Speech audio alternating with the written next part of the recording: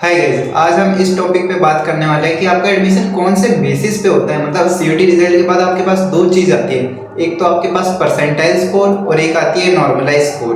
तो किसी भी यूनिवर्सिटी के अंदर आपका एडमिशन कौन से बेसिस पे होता है उस टॉपिक के ऊपर डिस्कस करेंगे। तो मेरा नाम है साहिल, इस वीडियो को बिना किसी देरी के स्टार्ट करते हैं। देखो यार, ये जो बात है ये हमारी एडमिशन प्रोसेस से रिलेटेड है, तो आपको एडवांस में पता होनी चाहिए, इसके लिए मैं आपके साथ शेयर कर रहा हूँ। देखो, सीयूटी का एग्जाम देके आने के बाद आपका रिजल्ट आ जाता है कुछ टाइम बाद, और आपको रिजल्ट में दो चीज देखने को मिलती है, एक आपका परसेंटाइल स्कोर और एक नॉर्मलाइज स्कोर। नॉर्मलाइज स्कोर का मतलब हो गया आपका सिंपल स्कोर। मान लीजिए आपका पेपर में 40 क्वेश्चन तो करने होते ही आपको 50 में से 40 के 40 आपने सही कर दिए, तो मतलब आपका स्कोर हो गया 200। और आपने अगर 30 क्वेश्चन अटेम्प्ट किया, 30 के 30 सही किए हैं, इसका मतलब आपका सिंपल स्कोर हो गया 30 × 5 150 आपका स्कोर हो गया, जो कि आपको नॉर्मलाइज स्कोर में हो जाता है। बट वहीं पे हमारी एक और चीज होती है परसेंटाइल स्कोर। देखो यार, ये परसेंटाइल स्कोर वाला जो भी सिस्टम है यार, कुछ कुछ चीज़ों पे मैटर करता है, और डिटेल का टॉपिक है डिस्कस करने के लिए कि मतलब बहुत चीज़ें समझनी पड़ती है इस परसेंटाइल स्कोर को बेसिकली। तो कभी कभी ऐसा भी हो सकता है, अगर आपको लग रहा है कि आपके नंबर कम है, तब भी आपकी परसेंटाइल बहुत अच्छी बन सकती है। 95, 99 या 90% से प्लस भी बन सकती है। परसेंटाइल स्कोर बन रही है 90, 95 प्लस परसेंटाइल स्कोर बन रही है, तो इसका मतलब क्या है? तो इसका कुछ रीजन आपको इस साथ एक्सप्लेन करता हूँ कि ये किस बेसिस पे होता है। आप मान लीजिए जिस शिफ्ट में आप पेपर दे के आ रहे हो, उस शिफ्ट का पेपर या तो सबसे पहले है या सबसे हार्ड है, तो इस फैक्टर पे भी डिसाइड करता है कि आपकी परसेंटाइल स्कोर क्या है, कि ओवरऑल सभी बच्चों के मार्क्स उसी रेंज में आ रहे हैं, कि मतलब सबने स्कोर किया 160 170, मैक्सिमम बच्चों ने मतलब जितने भी हाईएस्ट मार्क्स गए हैं उन सभी के इतने ही मार्क्स आ रहे हैं, इतने ही मार्क्स बन रहे हैं, तो थोड़े कम नंबर में भी अच्छी परसेंटाइल बन जाती है। और कभी कभी ऐसा भी देखना जाता है कि आपने अगर 200 में से 190 भी स्कोर किया है, तो कभी कभी आपकी परसेंटाइल भी कम हो जाती है। वो 80 प्लस भी हो सकती है, 70 प्लस भी हो सकती है, या 90 प्लस भी हो ही सकती है। तो परसेंटाइल स्कोर हमारी वेरी कर सकती है।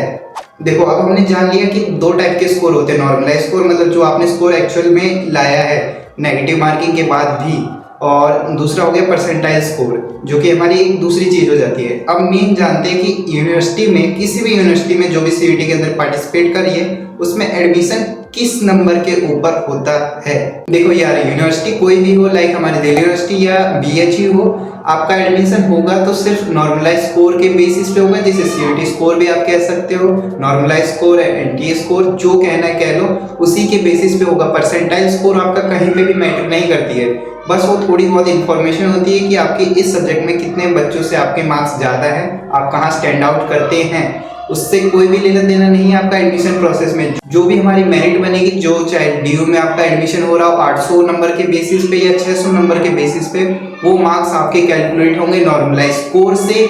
जो आपका सीयूटी स्कोर होगा उससे, आपका परसेंटाइल स्कोर से कोई रिलेटेड नहीं है। अगर आपका 800 में से 700 बन रहे हैं, 500 बन रहे हैं, 600 में से 400 300, जो भी आपका स्कोर बन रहा है XYZ, तो आपका एडमिशन सिर्फ उस नॉर्मलाइज स्कोर यानी कि सीयूटी स्कोर के ऊपर होगा। आपका एडमिशन परसेंटाइल स्कोर पे डिपेंड नहीं करता है। आपका इंपॉर्टेंट हो जाता है normalise score, CUT score, NTA score. तो सबसे ज़्यादा फोकस करने वाली बात क्या हो जाती है हमारी, कि आपका एडमिशन सिर्फ सीयूटी स्कोर मतलब एनटीए स्कोर के ऊपर बेसिस होता है। नो मैटर आपका परसेंटाइल कितना भी अच्छा बन रहा हो या कम बन रहा हो, आपको ध्यान देना है कि आपका स्कोर क्या बन रहा है, स्कोर क्या आ रहा है, और टोटल क्या हो रहा है, आपकी मेरिट क्या बन रही है। तो एडमिशन आपका उसी बेसिस पे होता है। आई होप आपका ये वाला डाउट क्लियर हो गया होगा। और सभी यूनिवर्सिटी के लिए बात होती है कि आपका स्कोर के ऊपर एडमिशन होता है, परसेंटाइल आपके लिए मैटर नहीं करती है। देखो, एडमिशन प्रोसेस में आपकी ये वाली बात जानना बहुत इंपॉर्टेंट हो जाता है कि आपका एडमिशन यूनिवर्सिटी में किस बेसिस पे होता है, और आपको अब शायद पता चल गया होगा कि आपका एडमिशन कौन से बेसिस पे डिपेंड करता है, क्या इंपॉर्टेंट होता है। देखो, एग्जाम से जितनी भी हेल्पफुल वीडियो हो सकती हैं वो चैनल पे आती रहेंगी, और मिलते हैं आपसे अगली वीडियो में। तब तक के लिए goodbye and take care.